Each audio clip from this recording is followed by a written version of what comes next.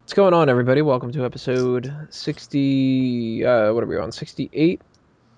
Good I enough. think so. Yeah, whatever. Who cares? 68 of Smack Talk here at smarkoutmoment.com. I'm your host, as always, Tony Mango, and with me, as always, two of the perennial co-hosts. We have Braden Mayhew, and we have Michael Burhan. We might also have Chris Dace and Mike Payton pop up later. I don't really know for sure, but we got a lot to cover this week, so I figured I'm gonna start Indeed we ahead of do. time. You have Michael Burhan eating rice cakes. Right, and he will stop doing that Yes. now because that's going to be too much in the podcast to edit out. We have the Ask Him, we have a monthly mailbag, we have the weekly hot tags, we have Elimination Chamber, pay-per-view review, so let's get right into that right now with the Ask Him. So who got the last Ask Him right? I'm just trying to swallow this cake now. Yeah, basically, yes, I am a big fat pig. Basically, we have Awesome Piano Man 1021, dude who also donated to my film fund. Thank you, dude. Donated a nice check of $5 to it. He basically said Hulk Hogan, John Bruce as well, Hogan. The Habit Man did his warrior impression of Hulk Hogan. Ratty. Ratty had a nice little Howard Finkel. Hulk. Why are you still around Hogan? Thomas Pierce, Hulk Hogan, and Jamsey with Hogan, but with a question mark. You are right. And Thomas Sander, of course. And I Curry also gets a special mention because I Curry, you are the man. You literally haven't got any wrong since I've returned. So good on you. Actually, no, you got one wrong. I Curry gets the some extra points for doing the Hogan knows incest thing. Yeah. And I laugh out loud at that. And Big Sorrells 09 is the only person who got it wrong with DDP. I don't know why he made that comment, but still. So yeah, good job, guys. And that's going to bring us into this week's. What do you got for me to get wrong? Yeah. As I'm eating my rice cake. This week's Ask Him is pretty simple. The first part, as you guys know, I ask the hosts, and if they get it right or if they don't get it right, that leads on to the second component of the Ask Him, which is where I ask you guys the question. So the first part is a doozy. It's a tag team Ask Him. So does that This mean person- Braden can answer the one part and I can answer the other? This person managed two teams. And at this time, he went from one tag team, which consisted of two mid-carders, semi-main eventers, sort of like upper mid-carders, and then moved on to another team from them. Well, no, he moved from a solid tag team to the other team who were upper mid-carders. Now, the solid tag team consisted of 3 members. So this is what we're going to do. Name me the manager first. Oof. And in his career, he has managed main eventers as well. He's managed champions. Believe it or not. Jim Cornette? Nope. Damn. Try again. He wore a bowler hat like a Bond villain. Oh, Mr. Fuji? Correct. Now, this is the one for you guys. I'm not naming the date because it would have made it really easy. Who were the teams? One team consisted of 3 individuals later on, but they were managed by Mr. Fuji at one point. They had face paint.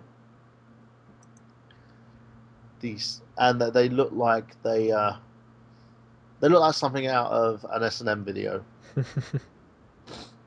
The second team that he moved on to consisted of 2 other individuals who wore face paint but became upper mid-card heels in the WWF, as it was known at the time, afterwards. who were the two teams. So make sure that you guys let us know what your guesses are for that. And that's going to bring us into not the next part quite yet, because we have one other thing we have to talk about during this section. And that is the monthly mailbag. And we have 3 questions that were sent in to us from Awesome Piano Man.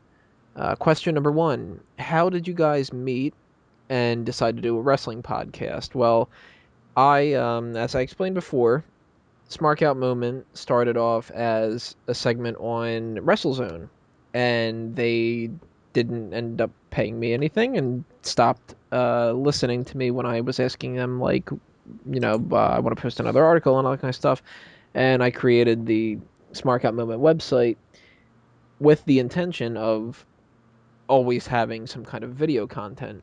And I didn't think I would do a podcast. I thought that I would do an actual video show. But I've never had the ability to actually get that going, mostly because I don't have the money for the technology for it. Now, I want to throw out a little thing here.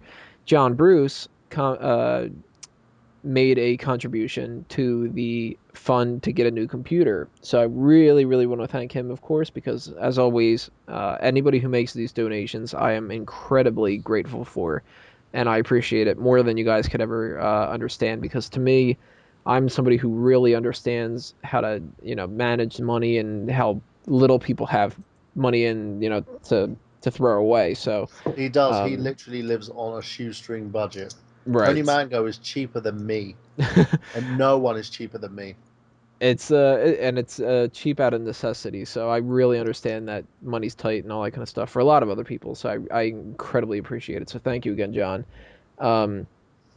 But the way that we met for the podcast, I posted something on Facebook about needing people that were interested in doing it, and as episode 1 had Chris Dace. And then a couple other people started getting messaging me about, no, I'd be interested in doing it and all that. And Burham was one of them. Now, I don't remember actually how we got to be friends on Facebook. Do you remember? You were Mango 007 on WrestleZone, and at that point, I was literally just gaining contacts with the WrestleZone forums because I wanted to literally talk to like-minded people about wrestling. This was the time when my acting career kind of stalled and I was being a full-time dad. And at the time, Tony had me on his Facebook. We didn't really chat. We were sort of... You were one of the people that I add. I do this every once in a while. I just add people, and then I just never really say anything to them. Yeah, and he was literally... apparently, if we didn't start doing Smark Out Moment together, he probably would have ended up deleting me. I definitely would have. List. And it was one of those things, and I basically wanted to do the first show, but I kind of screwed up a little bit because I overslept that day, and then did the second show with Tony instead. And when we did the second show, we just clicked basically, and I have to admit, me and Tony have been friends ever since. Braden and me we met on WrestleZone forums as well. He was, me and him were probably the only 2 guys in that forum who wanted to actually talk about wrestling and not kiss people's ass about it. We wanted to discuss stuff and do everything that we could. Because if you've ever been on the WrestleZone forums, it's one of those forums where it at the time, I don't know if it's like that still at the moment, it was very buddy-buddy. Mm-hmm. People kissing mods' asses, and it's still very much like that. And I tried to separate myself by kind of like not sucking up to anybody. Yeah. I just wanted to share my opinions with everybody. If they didn't like it, too bad. But I'm going to talk about wrestling. And the forum just got so diluted, people kissing each other's ass. And if you turn on one of their friends, or no, not really turn, but like if you get on one of their bad side, then all their friends just basically jump you, and basically you don't get banned, but you don't really feel very welcome after you have an entire thread made about you and you get bashed for doing whatever. And I didn't like the vibe. Stone Age. yeah. A bunch of Neanderthals on the forum for sure. Yeah, so I really wanted to make this more of a situation where like-minded people could get together and shoot the shit about wrestling. And yeah, I always kind of point out the fact that it's Smark Out moment, because I want to embrace that internet wrestling community aspect of, that positive image, because even though people complain, and I'll address this later about the whole you never fucking like anything, you're too negative and all that other kind of crap. Oh yes, we forgot about Yeah, that. I'll make a address whole. I want to talk about that later though. No, I'm going to as well because I want to lightly touch Me too. on I got that. plenty to say about that, but Yeah, Yeah, but Yeah. we'll talk about it in a little bit. But in terms of like me and Tony and Braden, I introduced Braden to Tony right, because I thought he'd be a perfect fit for the show. and he was. Yeah, And totally. it lo and behold, became yeah. it became one of those things where everything just kind of fell into place, and that's where we are. So that's question And I number would one. like to add, It kind of without became Tony, like the triforce of talking about wrestling. Like if you couldn't rely on like Dace or some of your other friends to get on there, there's always Braden and Brian on Skype. Let's add them to the show. Their opinions are kind of fun to listen to. Right. And then it just kind of became like we became regulars, and Yeah. we did the show more and more. We obviously had to take our hiatuses for certain reasons, but as for this year, I'm going to try and do as many shows as possible, because for me, it's one of the funnest things I do in a week. I know that doesn't. It may not seem that way, but talking with you guys is really a lot of fun, and it's just about finding like-minded people. I think that's why it's so fun for all of us to contribute. And Right. that's why I have to admit we've had sort of me, Tony, and Braden have had a very long-standing relationship in terms of me. I consider Tony one of my best friends. The same thing as with Braden. Anytime I have like an issue about something, I'll usually vent to these One of guys us. about it. Yeah, Right. whenever they're online. Damn it. And we're all very we're all very like-minded, and we all talk and we try to do the best we can to promote our products. And I have to admit, Tony's had a huge impact on me because my blog, Nerd Genius, the shows that I'm producing, taking my acting career to the next stage. It's all down to the help and motivation of Tony Mango, and this guy will give you the shirt off his back, literally. As long as you're persistent and you do everything that you're going to do. If you're a lazy fuck, then that's something where things start to clash. Right. And Exactly. Well, with anybody, it would really. Yeah, and as long as you stay committed and you do what is expected of you as usual, or if you produce content, you're totally fine. And one of the That's what big you're things expected about to do. I got gameplay as well, because I need to talk about that show a little bit. Is without Braden or without Tony creating the whole concept for that, and without Braden being on there to help me shoot the shit in terms of our likes and general dislikes in regards to gaming, the show wouldn't be what it is today. And everything that we've done, I think we've relied on each other a lot more because of the fact that I think this trifecta here, the three of us, have always managed to do something awesome creatively, and we're taking greater and greater strides in order to do that. And it all started from this, Yeah, basically. exactly. And it all started because they didn't post one of my articles. Yeah. And they were. And like, I joined because my YouTube channel doesn't really talk about wrestling, or else my bunch of fanboy gaming fans go, "Why the fuck are you posting this?" Or WWE takes down a video due to copyright infringement. So I just gave up on talking to it on my own channel. So now I have this outlet, and it's perfectly fine because it doesn't go on my channel, but I contribute. Question number 2: what other hobbies do we have? Naturally, my life pretty much revolves around watching TV and movies and writing and working on other projects and stuff. I really have no other life outside of that. I mean, I'm the guy who will be I go to sleep thinking of stuff I'm working on, and I wake up and you go do it. Immediately check my email, and I work far too much. The only real pastime, I guess you could say, that I have is just sitting around having conversations with people and trying to figure out as much about psychology as possible, and manipulating people and doing everything else like that. I'm not really much of a gamer. I'm not really much of I don't golf or any other kind of hobbies like that. But really quickly, what do you guys would say are your main hobbies? I mean, obviously gaming and so on and so forth, like the fanboys, typical stuff. But gaming, wrestling, because I used to be a pro wrestler. This is in fact actually spawned from a hobby. Physical fitness, exercise. I'm not in the peak of a physical condition at the moment in time, but writing, producing, making, being creative, I think, is one of my biggest outlets, and of course, gaming, which has encompassed a lot of my life recently. Because before it used to be a pastime, now it's become more and more like a passion, if you yeah. will. Yeah, exactly. What about you, Braden? Well, everybody knows about my YouTube channel. That was basically my main hobby, and I never even intended that to be anything. It was just supposed to be like the one YouTube channel that I used to support my friends who made videos at the time, and I ended up just talking about the video games that I like, talking about video games that were coming out that I was really excited for, and people just kind of gravitated towards it. I still play PlayStation 2, all the old classics and that, but on top of that, I always have other projects on the go. I'm writing a script for an animated series that I haven't quite got done yet, but eventually I'm pretty sure it will get finished, that I think has a lot of potential. I like to, shoot a lot of, just practice camera shots even, like take the tripod out and position my camera on it, get a little better at this and that and the other. Just kind of learn things from the ground up. I've always been into, production of videos, films, writing scripts. It's always been kind of a hobby of mine.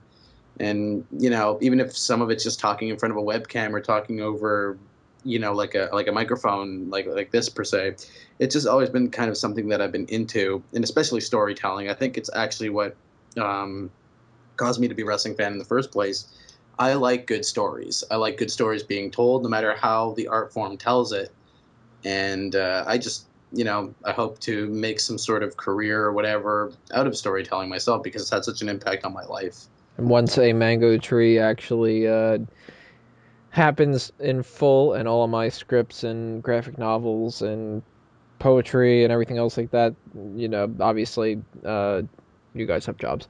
But the third and final question we have for the monthly mailbag: what wrestling move would you like to do to another Smack Talk co-host, and why? I didn't really think of an answer yet for this, so you guys go first. Me, it would have to be a submission move. I think the label lock on Chris Dace, because I want to have a wrestling match with him. He's going out there and actually doing it. It's making me itch to have one last match. I don't know if I'm actually in the shape to do so, but I want to do so. So that's mine. Oh, this is a hard one. Well, I like doing a move would inflict physical harm. It's like I don't hate anybody on the show to do a fucking wrestling move to them. I don't really know. Putting on a match would be a completely different thing. But of course, you need to kind of get physically trained for that sort of stuff. But as far as a wrestling move, I don't really hate anybody enough to do a wrestling move to them. I would, if I was strong enough, fucking doing an F5 to anybody would be pretty cool. Swing somebody in the air and plant them face first. But I don't hate anybody on this show enough to do that to any of them. Off the top of my head, I would say I'm going to go The Rock versus Mankind and give Burhan 18 chair shots to the head. That shows how much Tony loves me. Yes, definitely. Yes, he only says it because of love. Because I could have said 19. Well, can my kids not watch, please? Make sure they're not there, in the front row crying. Pretty much your plea. So that'll do us in for part 1 of episode 68. In part 2, we're going to talk about the hot tags, and we're going to be joined with Mike Payton. He's going to be added on to the roster here. So check out part 2 coming your way right after this one.